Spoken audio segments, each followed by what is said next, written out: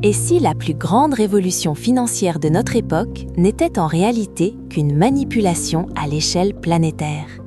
Et si des milliards de personnes ordinaires avaient été délibérément attirées dans un piège conçu par quelques acteurs invisibles, pendant que la presse, les célébrités et les algorithmes travaillaient pour eux?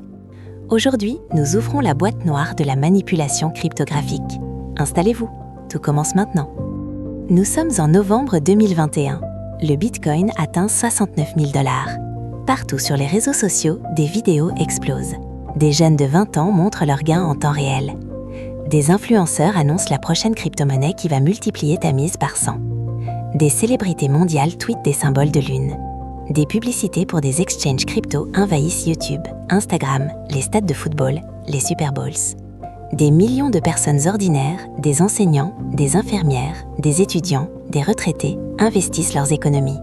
Certains empruntent, certains hypothèquent.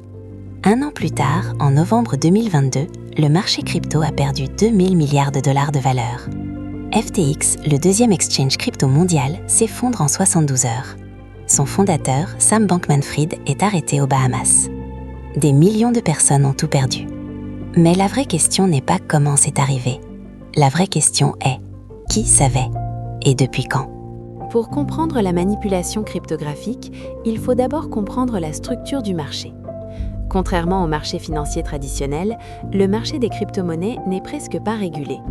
Il n'existe pas d'autorité centrale qui surveille les transactions, il n'existe pas de règles contre les délits d'initiés, il n'existe pas de limite sur la manipulation des prix.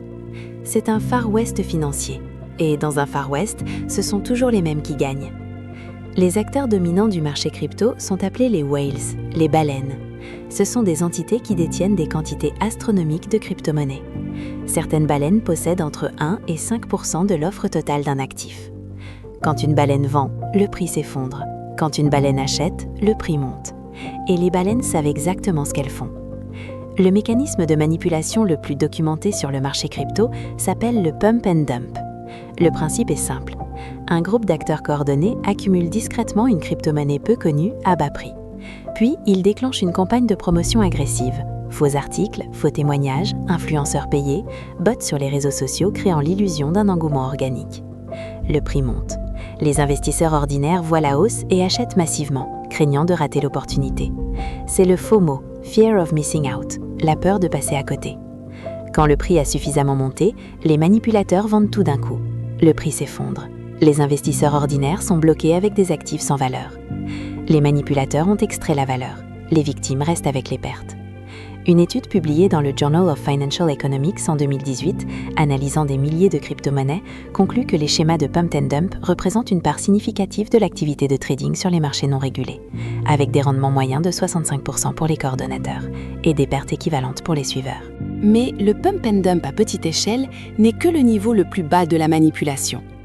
Au niveau supérieur, il y a ce qu'on appelle le wash trading, le trading fictif.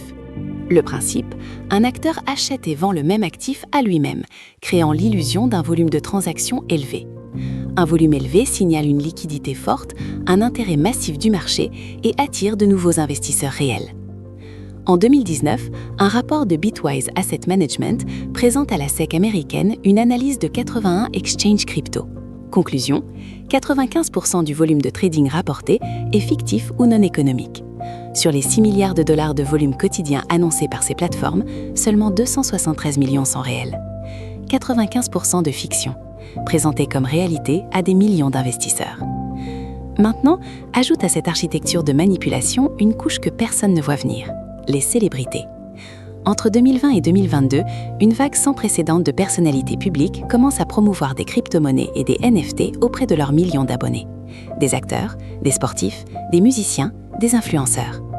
La plupart ne déclarent pas qu'ils sont payés pour ces promotions. La plupart ne comprennent pas eux-mêmes les actifs qu'ils promeuvent. Certains sont eux-mêmes manipulés par les émetteurs des tokens qui leur ont offert des allocations gratuites avec intérêt à voir le prix monter avant de vendre leur part. En 2022, la SEC américaine ouvre des enquêtes sur des dizaines de célébrités pour promotion non déclarée de crypto-monnaies. Plusieurs acceptent des règlements financiers. Aucun ne reconnaît publiquement avoir sciemment trompé ses abonnés. Les pertes de leurs abonnés, elles, sont bien réelles. Le cas le plus emblématique de cette période est celui de FTX et de son fondateur Sam Bankman-Fried. En l'espace de 3 ans, Bankman-Fried construit un empire. FTX devient le deuxième exchange crypto mondial. Il lève des milliards auprès des plus grands fonds d'investissement de la planète, Sequoia Capital, SoftBank, BlackRock. Il s'affiche en couverture de Forbes et Fortune. Il témoigne devant le Congrès américain comme expert de la régulation crypto. Il donne des dizaines de millions de dollars à des causes politiques et philanthropiques. Son image est celle du génie altruiste, le Steve Jobs de la finance décentralisée. Derrière cette façade, les documents judiciaires révèlent une réalité différente. Les fonds des clients de FTX étaient utilisés par Alameda Research, le fonds spéculatif de Bankman-Fried, pour des investissements risqués, des prêts à des associés, des achats immobiliers aux Bahamas et des donations politiques. 8 milliards de dollars de fonds clients avaient disparu. La construction de l'image publique, la philanthropie ostentatoire, les témoignages au Congrès, la présence médiatique permanente n'étaient pas un effet secondaire du succès. C'était une stratégie délibérée pour maintenir la confiance pendant que l'édifice était creux. En novembre 2023, Sam Bankman-Fried est reconnu coupable de fraude et de blanchiment d'argent sur 7 chefs d'accusation. Il est condamné à 25 ans de prison. Ce qui rend cette manipulation particulièrement sophistiquée, c'est qu'elle a exploité simultanément plusieurs biais cognitifs fondamentaux. Le FOMO d'abord, la peur de rater une opportunité historique. Quand tout le monde autour de toi semble s'enrichir, le cerveau interprète l'inaction comme une erreur. La douleur anticipée de rater est neurobiologiquement plus intense que la douleur d'une perte réelle. L'effet de halo ensuite, le biais par lequel nous attribuons automatiquement de la compétence et de l'honnêteté à quelqu'un qui nous semble sympathique, intelligent ou généreux. Bankman-Fried avait soigneusement cultivé chaque élément de cet effet. La preuve sociale enfin, le mécanisme par lequel nous utilisons le comportement des autres comme signal de ce qu'il faut faire. Quand des fonds comme Sequoia investissent, quand des célébrités endorsent, quand des amis participent, le cerveau interprète tout cela comme une validation. Ces 3 biais combinés créent une tempête cognitive parfaite. Le doute devient impossible. La prudence devient honte. Et aujourd'hui, la manipulation continue, sous de nouvelles formes. Les meme coins, de crypto-monnaies créées littéralement comme des blagues, sans technologie ni utilité, sont pompés et dumpés en cycles de plus en plus rapides. Certains durent quelques heures. Les outils de manipulation ont été industrialisés. Des bots automatisés coordonnent des campagnes sur Telegram et Discord en quelques minutes. En 2024, le marché des meme coins génère des volumes de plusieurs milliards de dollars quotidiennement, avec des cycles de pump and dump mesurables en heures.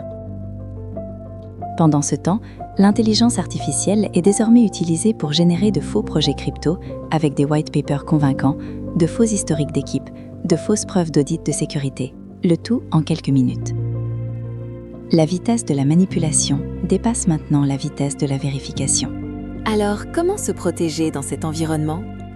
La première règle est aussi la plus ancienne. Si quelque chose promet des rendements extraordinaires sans risque apparent, ce n'est pas une opportunité. C'est un mécanisme de transfert de richesse, dans lequel tu es la source, pas le bénéficiaire. La deuxième règle, qui est payé pour que tu crois cela ? Derrière chaque promotion, chaque article enthousiaste, chaque influenceur convaincu, il y a une structure d'intérêt. La trouver, c'est déjà se protéger à moitié. La troisième règle, la vitesse est une arme. La manipulation exploite l'urgence. Si tu dois décider maintenant, si l'opportunité disparaît demain, si tout le monde achète déjà, ce sont exactement les signaux que les manipulateurs veulent que tu reçoives. Ralentir est un acte de résistance.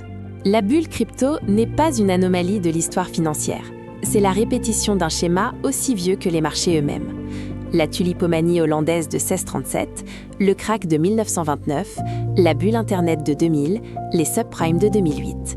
À chaque fois, la même architecture. L'actif nouveau et incompris, la promesse de richesse accessible à tous, la montée vertigineuse alimentée par la cupidité et la peur de rater, l'effondrement brutal. Et les mêmes personnes qui gagnent, celles qui comprennent les mécanismes et l'utilisent, pendant que les mêmes personnes perdent, celles qui croient que cette fois c'est différent. Cette fois, ce n'était pas différent. La question n'est pas si la prochaine bulle va arriver. Elle arrive toujours. La question est, quand elle arrivera, seras-tu capable de reconnaître le schéma avant qu'il soit trop tard ? Parce que la manipulation financière ne survit pas à une population qui comprend ces mécanismes. Et cette compréhension, elle commence maintenant.